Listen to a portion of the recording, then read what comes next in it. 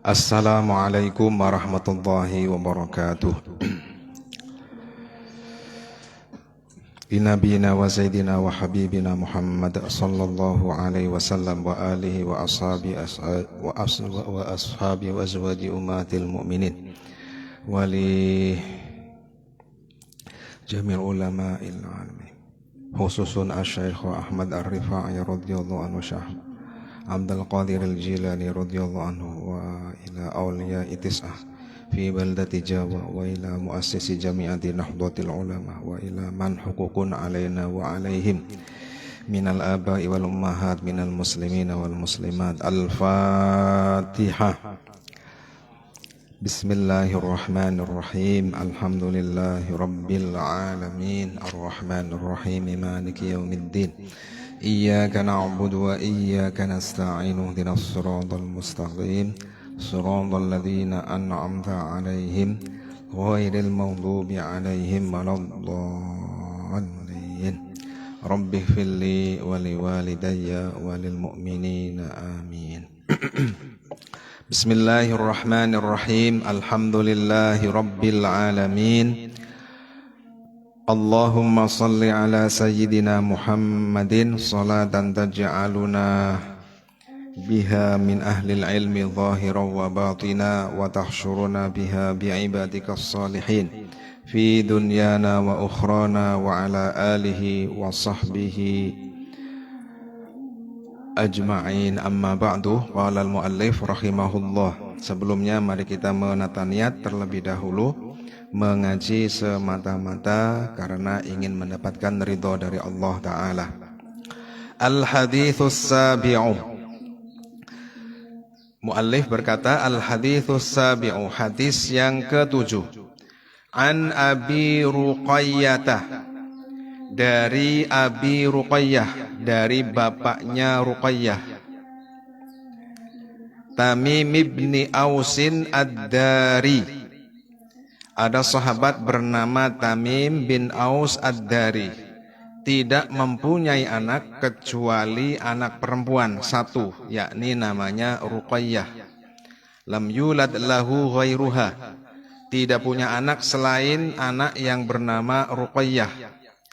Sahabat Tamim bin Aus Ad-Dari, biasanya orang menyebutnya Tamimud Dari, gitu aja langsung. Radhiyallahu anhu. Beliau masuk Islam pada tahun 9 Hijriah. Sebelumnya beliau adalah orang Nasrani. Beliau Tamim Ad-Dari ini sebelumnya adalah orang Nasrani. Wafat pada tahun 40 Hijriah. Wafat pada tahun 40 Hijriah di suatu desa yang disebut dengan Baitu Jibril atau Baitu Jibrin di Palestina.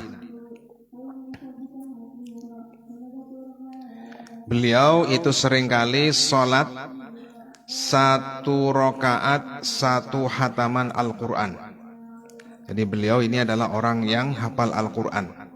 Beliau seringkali sholat 1 hataman Al-Quran itu dilaksanakan dalam 1 rakaat. 1 rakaat dengan menghatamkan 1 Al-Quran. Dan beliau sering mengulang-ulang 1 ayat tapi sampai 1 malam. Itu maksudnya supaya masuk dalam hati. Jadi 1 ayat yang beliau kehendaki dibaca berulang-berulang sampai 1 malam.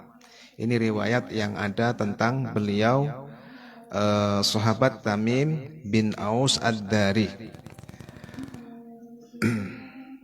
Nah, sahabat Tamim Ad-Dari ini adalah sahabat yang pernah melihat Dajjal. Sahabat yang pernah melihat Dajjal. Jadi Dajjal itu disembunyikan oleh Allah Ta'ala, yang merupakan keturunan dari putranya Nuh yang bernama Yafuth. Ini ada keturunan yang namanya Dajjal. Nah, Dajjal ini sudah ada, sekarang ini sudah ada. Dajjalul A'war. Dajjalul A'war itu artinya Dajjal yang bermata satu. Karena Dajjal itu bisa disebutkan bagi orang yang suka berdusta atas nama agama. Tapi Dajjal yang ini adalah Dajjal yang nanti keluarnya di hari akhir. Nabi itu sering menyebut Dajjalun. Dajjalun di situ maksudnya adalah orang-orang yang suka berdusta atas nama agama. Jadi mengatakan agama itu ajarannya begini, tapi sebenarnya tidak. Itu disebut Nabi sebagai Dajjalun, penipu, ya, penipu. Tamim Ad-Dari ini adalah orang yang pernah melihat Dajjal. Kemudian Tamim Ad-Dari ini menyebutkan ciri-cirinya. Kemudian dibenarkan oleh Rasulullah Sallallahu Alaihi Wasallam dan Rasulullah menceritakan kepada sahabat yang lain.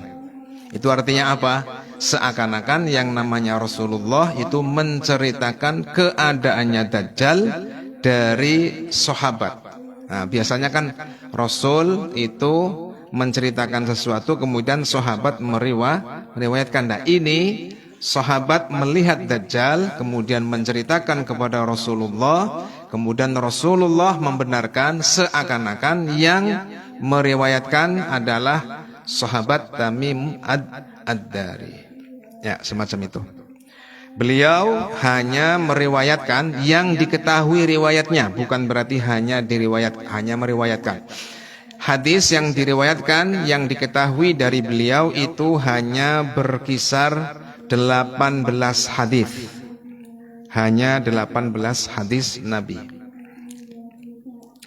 Al-haditsus sabi'u an Abi Ruqayyah Tamim ibn Ausin Ad-Dari radhiyallahu anhu anna an-nabiyya sallallahu alaihi wasallam qala, bahwa sesungguhnya Nabi sallallahu alaihi wasallam berkata, ad-dinu an-nasihatu ay imaduddin wa qiwamuddin au madaru qawaididdin. Nah, tafsirannya ada begitu. Imaduddin, tegaknya sendi-sendi agama, tegaknya ajaran-ajaran agama, atau qiwamuddin atau madaru qawaididdin. Kaidah-kaidah agama itu berpusat pada apa? Nah, itu makna daripada ad-din. Rasulullah bersabda, ad-dinu an-nasihah. Tegaknya agama, berdiri kokohnya agama itu adalah an-nasihah. Jadi kaidah-kaidah yang berkaitan dengan hukum-hukum agama itu kembalinya kepada hal ini, yakni an-nasihah. Ulama menyebutkan bahwa hadis ini itu menjadi seperempat inti dari ajaran agama Islam. Jadi hadzal hadis rubu'ul Islam. Hadis ini itu merupakan seakan-akan merupakan seperempat dari kandungan ajaran agama Islam. Jika agama Islam itu diumpamakan satu benda, maka seperempatnya itu adalah dari hadis ad-dinu an-nasihah. Nah, Rasulullah hanya terdiam. Beliau hanya mengatakan ad-dinu an-nasihah. Kemudian para sahabat bertanya, qulna, kami bertanya, para sahabat bertanya, liman? Qala lillah. Sementara lafaz an-nasihah itu adalah diddul ghasyi. An-nasihatu diddul ghasyi. Nasihat itu lawan daripada menipu. An-nasihah itu lawan daripada menipu. Ulama menyebutkan an-nasihah, kalimat an-nasihah itu dikatakan sebagai kalimatun jami'atun, kalimat yang menghimpun berbagai macam arti yang tidak bisa ditemukan padanannya pada kalimat lain. Itu ad-din an-nasihah, an-nasihahnya. Lafaz an-nasihah disebutkan oleh ulama adalah kalimatun jami'atun, kalimah yang menghimpun makna yang sangat luas. Maka dikatakan Nabi adalah jawami'ul kalim. Nabi adalah orang yang ucapannya singkat, padat, tapi mempunyai arti yang sangat mendalam. Nah, ini buktinya. Ad-dinu an-nasihah. Ad-dinu an-nasihah. Terus, para sahabat bertanya, qulna liman? Qala, Nabi menjawab, lillahi. Agama adalah nasihah lillah, maknanya ayyang sahal abdu nafsahu fi ridallah. Maknanya lillah artinya ayyang sahal abdu nafsahu fi ridallah, fi talabi ridallah. Agama adalah nasihat. Agama itu nasihat. Nasihat secara umum artinya apa? Iradatul khair, iradatu jumlatil khair lil mangsuhilah. Iradatu jumlatil khair lil mangsuhilah, menghendaki atau menginginkan sejumlah atau berbagai kebaikan lil mansuhilah, bagi yang dikehendaki kebaikan. Tapi di sini awas, maknanya lillah itu artinya apa? Ayyang sahal abdu nafsahu fi talabi ridallah. Hendaknya seorang hamba itu menghendaki kebaikan pada dirinya sendiri di dalam mencari ridho Allah. Itulah yang dimaksud an-nasihatu lillah. Saya ulang. Qala liman. Kemudian Nabi menjawab qulna liman. Nabi menjawab qala lillah. Artinya seorang hamba itu hendaknya menghendaki kebaikan bagi dirinya sendiri di dalam mencari keridhaan dari Allah Ta'ala. Nah, kemudian yang dimaksud dengan mencari di dalam keridhaan kepada Allah Ta'ala di sini disebutkan oleh para ulama, di antaranya adalah Al-Imam Al-Qadhi Iyad. Beliau mengatakan, fannushu lillahi ta'ala sihhatul li'tiqadi lahu, yakni akidah yang sahihah terhadap Allah Ta'ala. Maknanya seorang hamba yang menghendaki kebaikan kepada dirinya sendiri, hendaknya dia mensahihkan, menjadikan akidahnya terhadap Allah Subhanahu wa Ta'ala itu benar terlebih dahulu. Bil wahdaniyati, dengan meyakini bahwa Allah Ta'ala itu wahdaniyah. Allah itu tidak ada yang menyamai, baik wujud, sifat dan perbuatan. Kemudian wa wasfihi bi sifatil ilahiyah, meyakini bahwa Allah Ta'ala mempunyai sifat-sifat yang sempurna yang menunjukkan bahwa Allah Ta'ala adalah Tuhan. Allah adalah satu-satunya zat yang menciptakan seluruh makhluk. Jadi maknanya begini, seorang hamba yang menghendaki kebaikan pada dirinya sendiri, hendaknya dia mempunyai keyakinan terhadap Allah Subhanahu wa Ta'ala. Di antaranya adalah dengan meyakini bahwa sifat-sifat Allah Ta'ala itu sempurna, sehingga Allah Ta'ala itu layak diyakini sebagai Tuhan. Kemudian selanjutnya, wa tanzihihi anin naqais, meyakini kemahasucian Allah Ta'ala dari berbagai kekurangan. Itu yang dimaksud dengan an-nasihatu lillah, yang sahal abadu nafsahu bitanzihihi anin naqais. Seorang hamba yang menghendaki kebaikan untuk dirinya sendiri di dunia ataupun di akhirat nanti, hendaknya dia mempunyai keyakinan terhadap Allah Ta'ala bahwa Allah Ta'ala itu maha suci dari berbagai kekurangan, dari berbagai kelemahan. Nah, inilah yang dimaksud dengan an-nasihatu lillah. Allah maha suci dari membutuhkan anak. Allah maha suci dari membutuhkan istri. Allah subhanahu wa ta'ala maha suci dari membutuhkan seluruh makhluknya. Karena membutuhkan itu adalah menunjukkan bahwa yang mempunyai sifat membutuhkan itu adalah lemah. Sementara ada kaidah al-ajizu la yakunu ilahan. Sesuatu yang lemah itu mustahil dikatakan atau diyakini sebagai Tuhan. Al-ajizu la yakunu ilahan.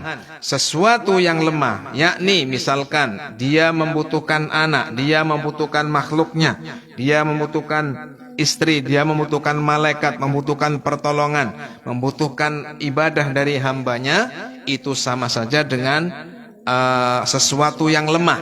Nah, yang lemah demikian ini mustahil berlaku bagi Allah Ta'ala. Qaidahnya al-ajizu la yakunu ilahan. Coba dibaca bareng. Al-ajizu la yakunu ilahan.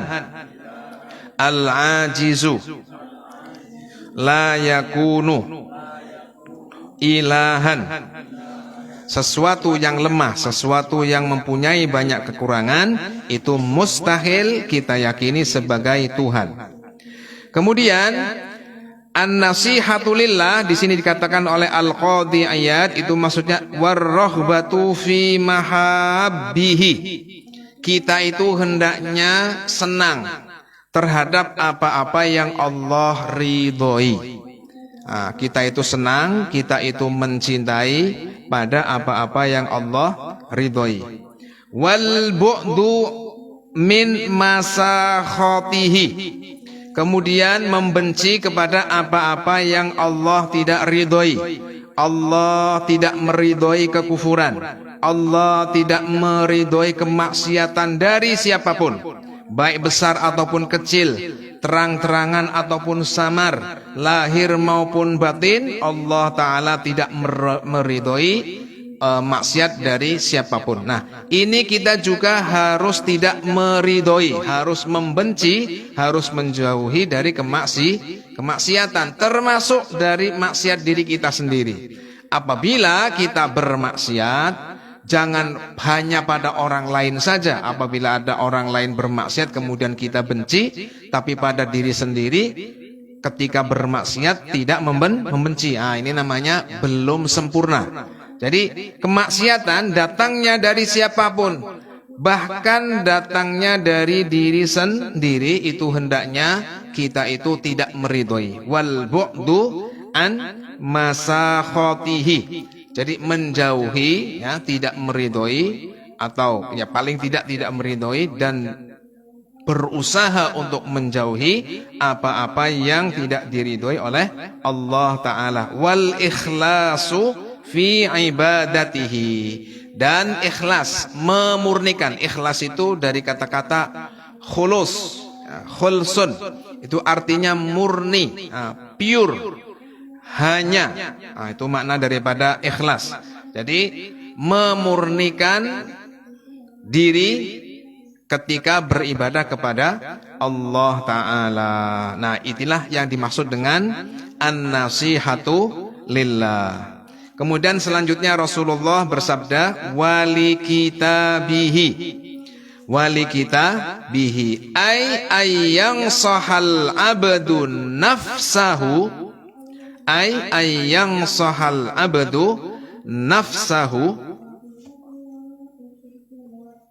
fima yata'allaqu bil Qur'anil Karim fima yata'allaqu bil Qur'anil Karim.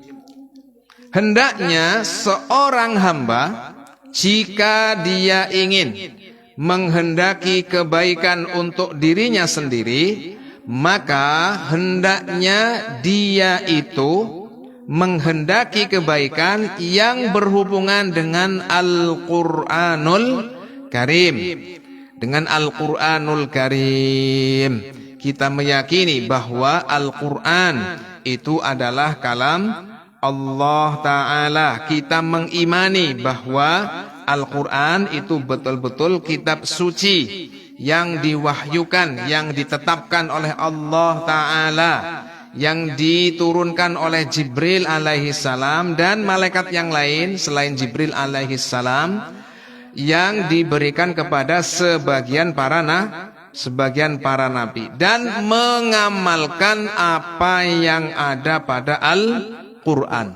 Wattakhalluqu biadabihi, berakhlak dengan adab-adab yang ada pada Al-Qur'an. Wa tahsini tilawatihi, ketika membaca Al-Qur'an hendaknya yang baik. Yang baik itu artinya apa? Hak-hak hurufnya itu terpenuhi, sifat dan makhraj huruf itu terpenuhi. Kemudian kalau bisa dengan suara yang indah. Kemudian khusyuk inda dzalika, khusyuk ketika membaca Al-Qur'an. Wa tauqiruhu wa ta'zimuhu, mengagungkan, memuliakan Al-Qur'an. Kemudian wa tafahhumu ma'anihi, kemudian berusaha memaham makna-makna dalam Al-Qur'an. Jadi Al-Qur'an itu hendaknya dipahami, ya. Satu ayat paham, ya. Mengaji satu ayat Al-Qur'an paham itu lebih baik daripada melakukan ibadah sunnah 1000 ibadah sholat sunnah. Semacam itu. Satu ayat Quran tapi maknanya paham, itu lebih utama dibandingkan dengan melakukan ibadah sunnah 1000 kali atau 1000 rakaat. Wa tadabburu ayatihi, watadabburu ayatihi, ayatnya itu diangan-angan, ya, ayatnya itu diangan-angan. Kemudian wattafaqquhu fi ulumihi, kemudian berusaha mengetahui ilmu-ilmu yang berkaitan dengan Al-Qur'an. Seluruh ilmu yang berkaitan dengan Al-Qur'an. Misalkan kalau santri-santri nahwu, shorof, bayan, ya, kemudian balaghah, ma'ani dan sebagainya. Ilmu, setiap ilmu yang ada kaitannya dengan Al-Qur'an itu hendaknya dipelajari. Ini termasuk an-nasihatu li kitabillah. Kemudian wad-du'ai ilaihi, mengajak untuk mengimani Al-Qur'an. Orang yang belum beriman kepada Al-Qur'an hendaknya diajak untuk beriman kepada Al-Qur'an. Kemudian wadzabbu anhu, membentengi Al-Qur'an. Wadzabbu anhu, membentengi Al-Qur'an. Jika ada orang yang melecehkan Al-Qur'an, hendaknya semampu kita membantahnya. Apabila ada orang yang melecehkan kitab suci, melecehkan Al-Qur'an, maka kita berkewajiban yang mampu untuk membantahnya. Ya, dari apa? Dari orang-orang yang memaknai Quran secara menyimpang. Di zaman akhir ini banyak orang yang memaknai Al-Quran sekenanya sendiri, semaunya sendiri. Maka orang yang an-nasihatu li kitabillah hendaknya dia mempertahankan, dia membela Al-Quran dari penyimpangan-penyimpangan makna yang menjadi makna sebenarnya dari Al-Quran. Kemudian wa tahriful mubtilin,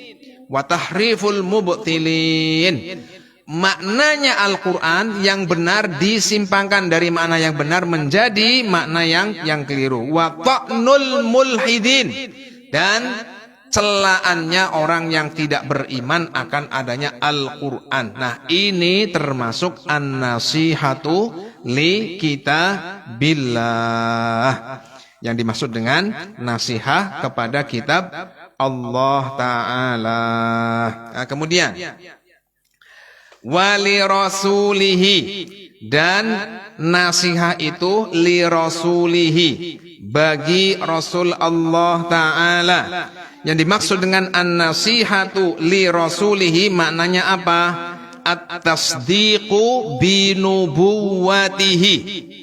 Yang pertama adalah dengan membenarkan, meyakini bahwa Rasulullah, Nabi kita Sayyiduna Muhammad sallallahu alaihi wasallam itu betul-betul Nabi, betul-betul utusan Allah Ta'ala. Yang paling pokok adalah itu.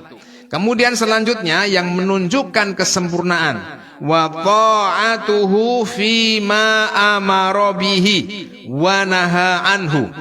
Kemudian mentaati pada apa yang beliau perintahkan dan menjauhi pada apa-apa yang beliau larang.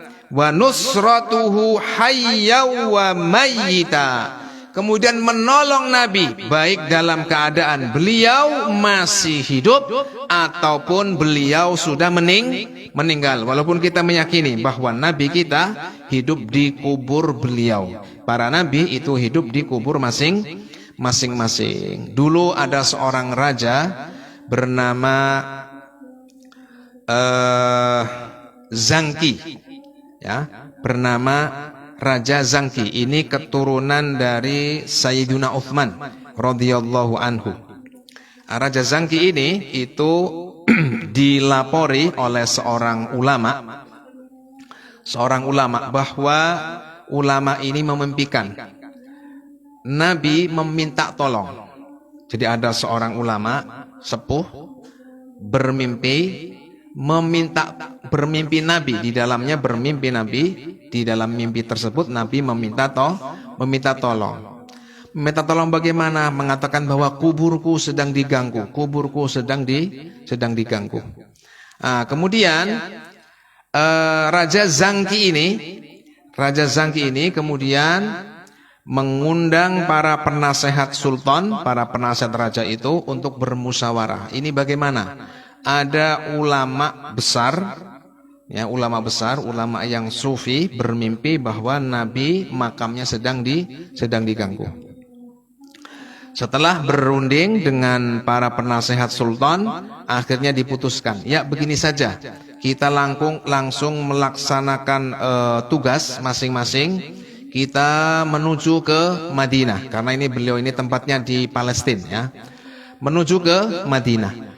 Setelah menuju ke Madinah, di sana raja membagi-bagi sedekah seluruh penduduk Madinah. Nah, ini strategi dari raja yang sudah menjadi kesepakatan para penasehat raja.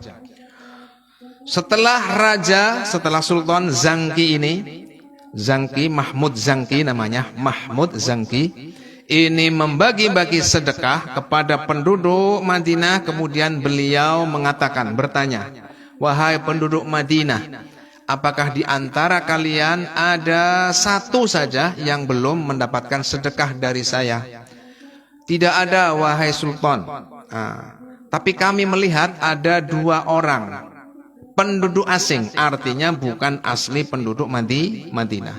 Ada penduduk asing yang bermukim di Madinah.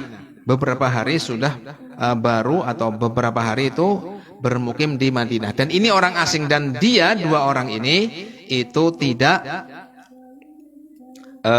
mendapatkan sedekah karena mereka berdua ini bukan orang Madinah. Kemudian coba antarkan saya ke sana.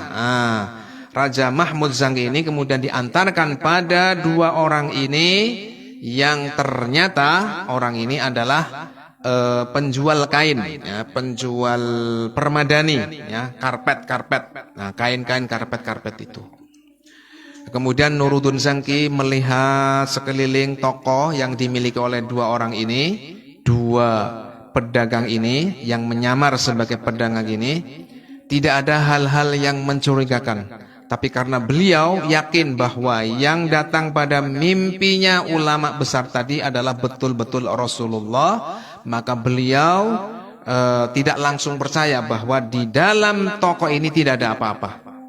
Kemudian lantai toko itu dibuka. Lantai itu yang sudah berlapiskan permadani yang tebal itu kemudian dibuka. Ternyata di bawah lantai tersebut, di bawah permadani tersebut, itu ada lubang besar. Ada lubang besar. Nah, hati Raja Mahmud Zangki ini kemudian sudah mengatakan, nah ini tepat. Berarti Rasulullah itu betul-betul sedang diganggu oleh orang yang tidak bertanggung jawab. Orangnya rambutnya pirang.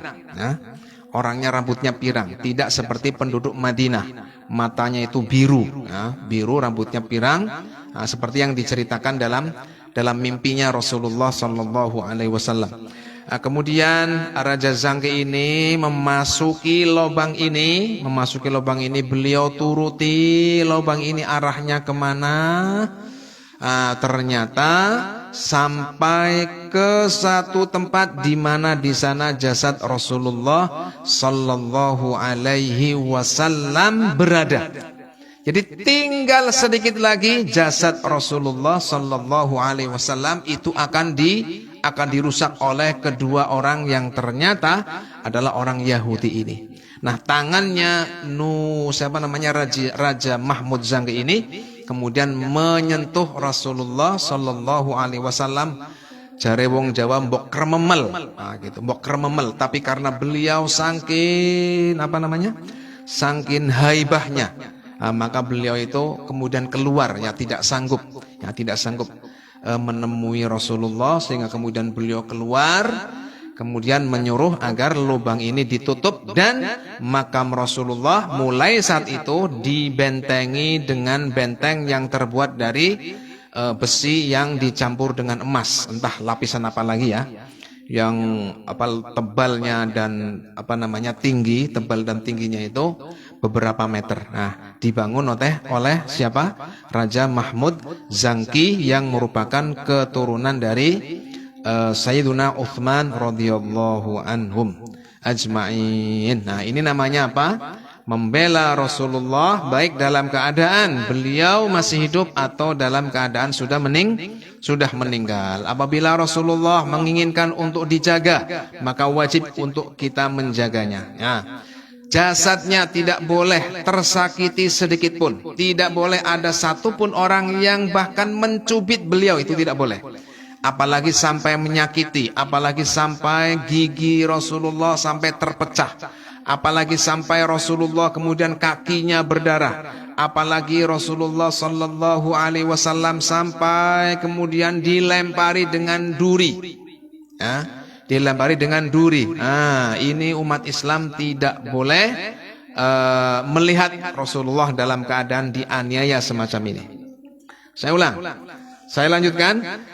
Yang dimaksud dengan wan nasihatu li rasulihi itu maksudnya apa? Maksudnya adalah menolong beliau dalam keadaan beliau masih hidup ataupun sudah meninggal. Kemudian wa mu'anadatu man adahu, memerangi orang-orang yang memerangi Rasulullah Sallallahu Alaihi Wasallam. Wa badlun nufusi wal amwali dunahu fi hayatihi, menyerahkan harta, menyerahkan nyawa, menyerahkan anak, bahkan istri. Artinya lebih mencintai Rasulullah dibandingkan mencintai harta, mencintai anak, mencintai suami atau istri ataupun anak, itu harus lebih kita cintai dibandingkan dengan mencintai apapun. Rasulullah itu wajib lebih dicintai oleh umatnya dibandingkan dengan apapun. Kemudian wa ihya'u sunnatihi. Kemudian ihya'u sunnatihi. Menghidupi, maksudnya itu menjaga, menguatkan ajaran-ajaran Rasulullah. Ihya'u sunnah itu jangan dimaknai menghidupkan sunnah. Banyak orang maknanya begini, singarane siwakan itu adalah menghidupi sunnah Nabi. Yang namanya siwakan itu kita tidak mengingkari, itu adalah sunnah Nabi. Tapi yang dimaksud dengan sunnah di sini adalah ajaran Nabi secara umum. Yakni apa? Secara umum adalah akidah dan hukum-hukum yang diajarkan oleh Nabi. Bukan berarti siwak itu jelek. Tapi kalau yang dimaksud dengan menghidupi sunnah itu adalah misalkan siwakan dan sebagainya, itu memang benar. Siwak itu bernilai sunnah. Tapi sunnah di sini maknanya adalah syariah. Ihya'u sunnah maksudnya ihya'u syariatin Nabi aqidatan wa ahkaman. Menghidupi maksudnya menjaga dan menguatkan ajaran-ajaran Nabi, baik berupa akidah ataupun hukum yang disebutkan, yang dijelaskan oleh Nabi. Ba'da mautihi, setelah Nabi meninggal, kita itu hendaknya menghidupkan, menjaga, menguatkan ajaran-ajaran Nabi sallallahu alaihi wasallam. Bil bahthi anha wattafaqquhu fiha. Bertanya, Nabi itu kalau sedang begini bagaimana? Jadi kita contoh dalam kehidupan Nabi yang paling kecil ya. Nabi itu kalau sedang kehilangan anaknya seperti apa misalkan. Kita bertanya kepada yang mengetahui. Nabi kalau sedang mendapatkan rezeki, sikap beliau seperti apa? Nabi kalau mendapatkan nikmat, sikap Nabi seperti apa? Itu dibahas, ya, dipertanyakan. Itu artinya an-nasihatu li rasulihi. Wattafaqhu fiha wadzabbu anha wa nashruha waddu'a'u ilaiha wattakhalluqu bi akhlaqihi al-karimah watta'addubu bi adabihi al-jamilah wa tawqiruhu wa ta'zimuhu wa mahabbatu ali baitihi wa ashabihi wa mujanabatu man yabtadi'u fi sunnatihi. Menjauhi orang-orang yang menyimpangkan, yang menyelewengkan ajaran-ajaran Nabi. Ini juga termasuk an-nasihatu li Rasulillah. Kalau ada orang berusaha menyimpangkan ajarannya Nabi yang benar seperti apa, kemudian disimpangkan, maka jauhi orang ini kalau bisa. Sebagaimana Imam Asy-Syafi'i, sebagaimana Al-Imam Abu Hanifah, beliau itu datang kepada orang yang telah menyimpangkan ajaran Nabi, kemudian ajak debat dia supaya tunduk. Ihqaqul haq, awas, bukan debat dalam rangka untuk mencari kemasyhuran, untuk mencari kemenangan, eben diarani hebat, supaya dikatakan menang, supaya dikatakan ilmunya luas dan sebagainya. Bukan, tapi li'i'la'i kalimatillah. Karena yang namanya al-mira, perdebatan itu ada perdebatan yang mamduh, ada al-mira yang madhmum. Ada al-mira bil haq, itu adalah perdebatan yang dianjurkan. Awas, jangan mengatakan begini, agama kayak orang go debatan dan sebagainya. Betul, agama tidak boleh untuk diperdebatkan dalam arti hanya untuk menunjukkan betapa luasnya ilmu yang memiliki ilmu tadi. Nah, ini nggak boleh. Hukumnya haram.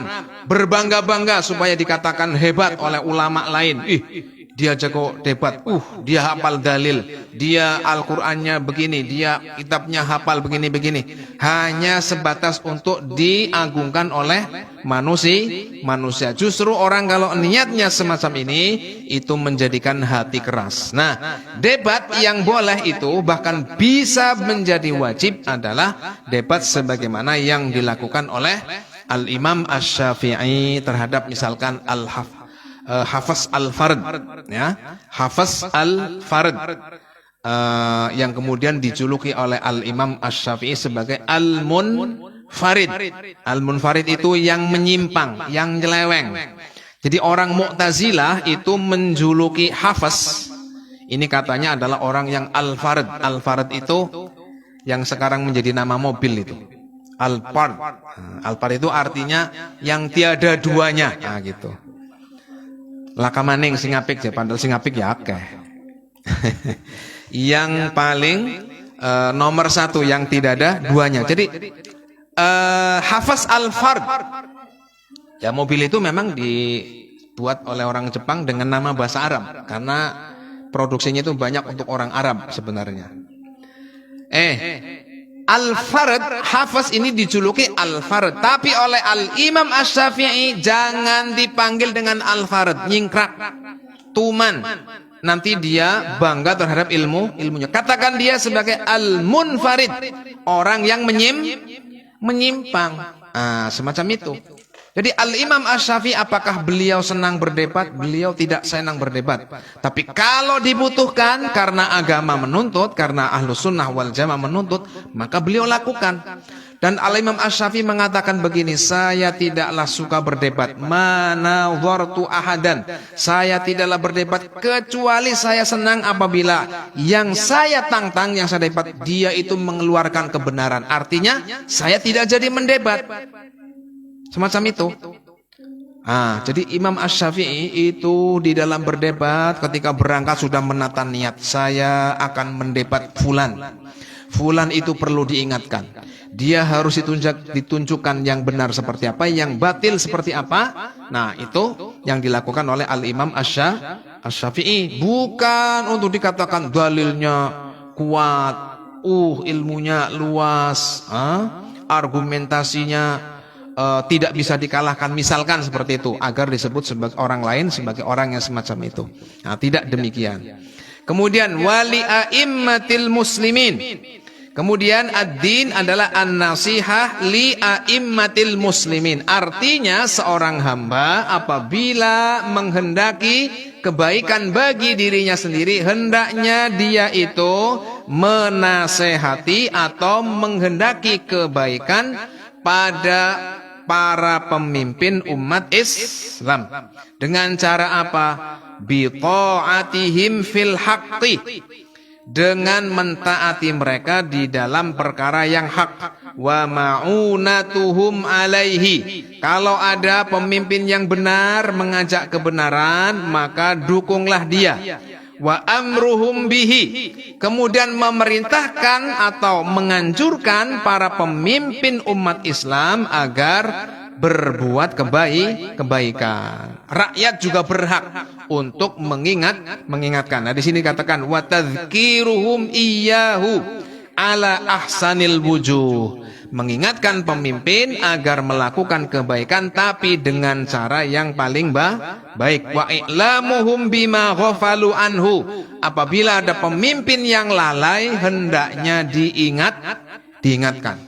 Ini adalah bentuk nasihat kepada a'immatil muslimin. Kalau ada pemimpin yang lupa, hendaknya diingatkan. Walam yuballighhum min umuril muslimin wa tarkil khuruji alaihim. Kemudian tidak boleh, ya, walam yuballighhum min umuril muslimin. Hendaknya dia tidak menyangatkan, dia tidak terlalu saya ulang, walam yuballighhum min umuril muslimin wa tarkil khuruji alaihim.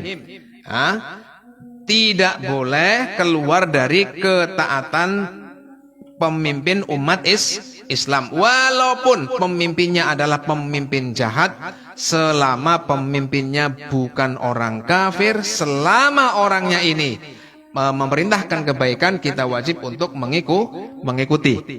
Wajib mengikuti. Ya. Jadi suatu ketika ada seorang sahabat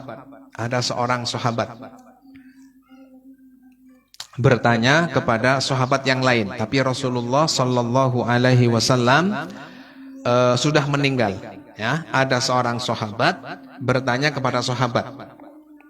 Nah, sahabat yang bertanya itu menanyakan bagaimana sikap apabila ada pemimpin pada waktu itu dipimpin oleh pemimpin yang zalim. Dipimpin oleh pemimpin yang zalim. Dia bertanya, bagaimanakah sikap saya apabila saya disuruh seorang pemimpin untuk berbuat zalim? Dia mengatakan, ati'hu fi ta'atillah wa'sihi fi maksiatillah. Taatilah dia dalam ketaatan kepada Allah, wa'sihi fi maksiatillah. Jangan taati dia di dalam bermaksiat kepada Allah Ta'ala. Semacam itu. Kemudian wa'ammatihim dan nasihat bagi ammatihim. Awas, ammatihim di sini maksudnya man ada wulatihim, selain pemimpin. Ammah di sini maksudnya bukan orang bodoh. Ammah di sini maksudnya bukan orang bodoh, tapi secara umum ya, maksudnya adalah selain pemimpin. Caranya seperti yang disebutkan oleh Al-Qadhi Iyad, yakni dengan apa? Irsyaduhum limasalihihim, menunjukkan mereka pada kebaikan. Wa ma'unatuhum fi amri dinihim, menolong mereka dalam urusan agama mereka. Wa dunyahum, dan urusan dunia mereka. Bil qauli wal amal, dengan ucapan ataupun perbuatan. Kalau kita punya keahlian tertentu, orang lain belum punya keahlian, dan keahlian itu menunjang dalam kehidupan seseorang, maka hendaknya orang lain diberitahu tentang keahlian yang kita miliki. Wa tambihi ghafilihim, kalau ada selain pemimpin yang lupa, hendaknya diingatkan. Wa ta'limi jahilihim, kemudian orang yang bodoh hendaknya diajari. Awas, orang yang bodoh itu diajari. Jangan cuma diejek, ente dasar bodoh, tapi tidak diajari. Awas. Nabi berkata, al mu'minu mir'atu akhihi. Mukmin itu seumpama cermin bagi saudaranya. Kenapa? Cermin itu tidak mungkin berbohong. Wong sing gagah, orang yang ganteng atau cantik, ketika bercermin, maka cermin itu akan menunjukkan bahwa yang bercermin adalah orang yang gagah, orang yang cantik. Jujur. Kalau ada orang bercermin kemudian ada rambutnya yang belum rapi, maka cermin juga akan mengatakan rambutmu belum rapi. Itu artinya apa? Seorang muslim tidak boleh mengatakan orang jelek sebagai orang baik dikatakan sebagai orang yang jelek. Tidak boleh. Awas, orang mukmin sesama muslim tidak boleh mengatakan padahal orangnya baik tapi difitnah dikatakan sebagai orang yang jelek. Atau sebenarnya orang yang buruk tapi karena saudara, ante tapik nemen, tapi ngomong apik soten karena lagi butuh duitnya. Nah, itu tidak boleh. Nah, itu namanya bukan cermin bagi cermin yang orang mukmin, tidak menjadi cermin bagi yang lain. Awas, tapi cermin itu adalah orang apa? Diam. Cermin itu kan tenang, hanya menunjukkan saja ini loh panjenengan, tanpa menyebarkan kepada yang lain. Biasanya cermin itu biasanya kan pribadi, ya kan? Seperti perempuan tuh, kalau bawa cermin itu kan biasanya pribadi aja gitu, untuk sendiri aja. Artinya apa? Aib itu tidak boleh disebarkan kepada yang lain. Cukup ditunjukkan, ini loh kekurangan panjenengan, obatnya ini, solusinya seperti ini, semacam itu. Ya, jangan sampai yang baik dikatakan buruk, yang buruk dikatakan baik, karena kita tidak adil pada orang mukmin yang lain. Wasatri auratihim, dan kemudian kita menutupi kekurangan orang mukmin yang lain. Awas, Nabi, ulama ya mengatakan bahwa al mu'minu indallahi afdalu hurmatan min hurmatil Ka'bah. Yang namanya orang mukmin itu lebih utama kemuliaannya menurut Allah dibandingkan dengan kemuliaan Ka'bah. Kalau Ka'bah kita muliakan, kita menghadap sholat. Sholat itu kita menghadap ke sana karena memuliakan Ka'bah. Bukan karena Allah ada di sana, tapi karena kita memuliakan Ka'bah, karena Allah memerintahkan untuk menghadap ke sana. Maka orang mukmin itu auratnya atau cacatnya harus kita tutupi. Tidak boleh orang mukmin ngerasani orang mukmin ghibah. Masya Allah. Ini kalau direnungi, kalau dipraktekkan betapa yang namanya umat Islam itu senantiasa dalam kebaikan. Selanjutnya wa daf'il madhari anhum, mencegah hal-hal yang membahayakan dari sesama umat Islam. Jadi kalau ada yang berbahaya, kalau ada misalkan ada yang berbahaya bagi umat Islam yang lain, maka kita menghalaunya, ya. Kita menghalaunya dengan semampu apa yang kita dapatkan. Wa jalbul manafi'i fid din wad dunya ilaihim. Kemudian berusaha mendatangkan apa yang bermanfaat bagi orang Islam yang lain dalam urusan agama ataupun urusan dunia mereka. Nah, ternyata sore ini cukup hanya untuk satu hadis. Pada tadi rencananya adalah 2 hadis, tapi ini sudah jam 5:30 lebih. Baru hadis yang pertama. Kalau diteruskan hadis yang ke-8, kayaknya nggak cukup, waktunya tanggung ya. Ya demikian apa yang dapat saya sampaikan. Mudah-mudahan menambahkan ilmu agama kita, menambahkan pemahaman, menambahkan keyakinan, menambahkan amal, dan menambahkan keikhlasan kita di dalam mengikuti Sayyiduna Muhammad sallallahu alaihi wasallam, sehingga akhirnya kita menjadi orang yang meninggalnya dalam keimanan yang sempurna. Allahu yaj'aluna wa iyyakum min utaqa'i syahri Ramadan. Semoga kita dijadikan sebagai orang yang dibebaskan dari api neraka di bulan Ramadan yang mulia ini. Wallahu yuwaffiquna wa yuthabbituna fima yuhibbuhu wa yardah minal qawli wal amali wan niyyah. Wassalamu alaikum warahmatullahi wabarakatuh.